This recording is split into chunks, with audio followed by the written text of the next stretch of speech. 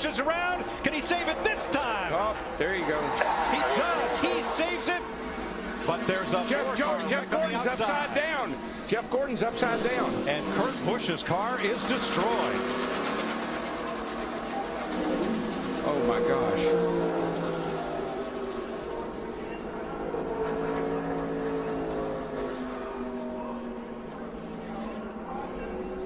Jimmie Johnson's car destroyed. Track crew quickly on the scene to aid Jeff Gordon. Backup car. You see Jeff down there. He just gets down on his left corner, and we've seen that time and time and time again. You got to stay off the left side. What do we do about that, though, man? How do we fix it? The drivers just have to make the decision that they've got to lay off that left side. Look at this long slide for Gordon, and that's Kurt Busch tangled up with him and Jimmie Johnson.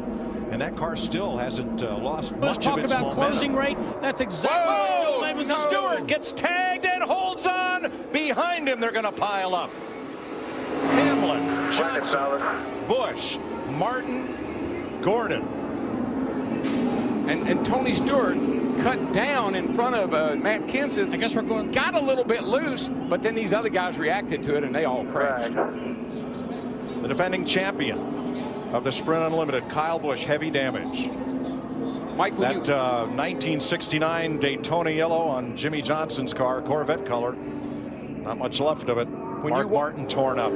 Up a little bit when he gets clipped. He'll come up right in front of Jimmie Johnson and breaks Jimmie's momentum, and when he does, they make contact. Look inside, right here. inside. Here, Jimmie, get out of the gas. Inside. You're by yourself. You're by We're in it, fellas.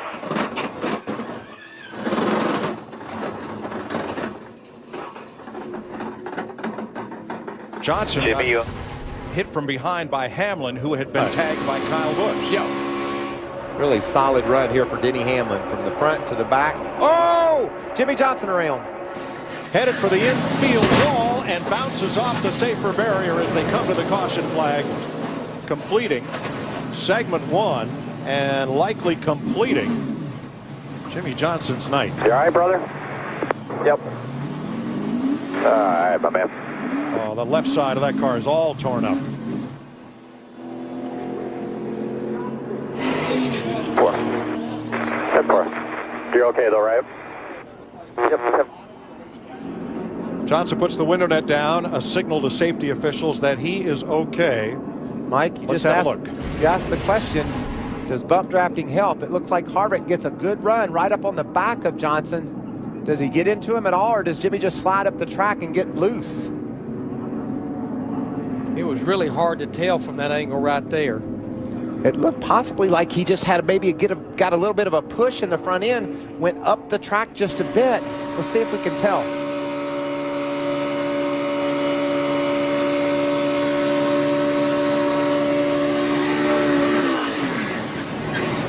You could definitely hear the RPM come up on the engine. I don't know if that's when the tires broke loose or when he got hit on the back. With him there. Oh, and McMurray goes around in front of the field. Huge wreck. Paul Menard is in it. Clint Boyer is in it.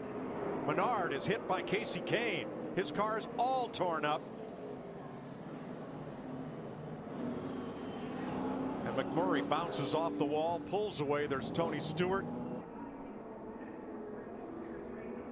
It's really kind of hard to tell. We know the 16 got into the back of the 1. I think that's what started it. But did McMurray get into the? Did Logano get into the back of Biffle? McMurray started to slide, then caught traction, and the car hooked to the right. I believe Matt Kenseth in that 20 car made it through as well.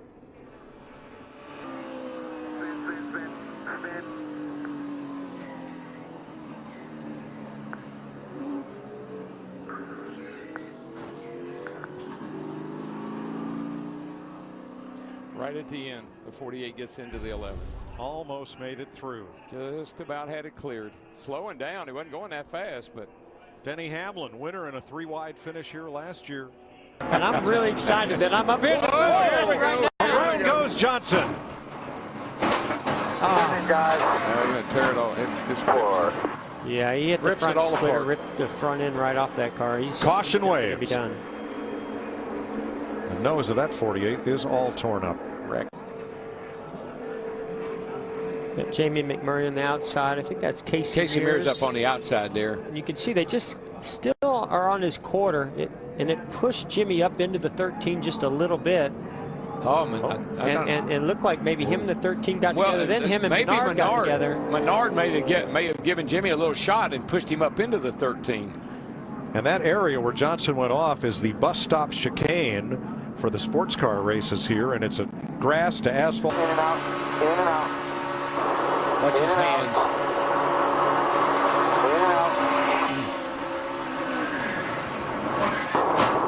I think he was just in an awkward position. Yeah, it was like the air from the car on the inside. All caught up in this mishap. And then lap 44, Jimmie Johnson, 5th time here in the Unlimited that he does not finish. He was running 10th at the time. And with Chase Elliott Going away a little bit. Is it easier to run up high? Oh, no. Trouble! One car slides to the inside. It's Johnson for the 2nd time. And that just snapped around. will likely put him out of this race for the 6th straight year. Oh, yeah. That's... You got to think now that all the Hendrick teams are looking at this. No kidding. This has got me nervous.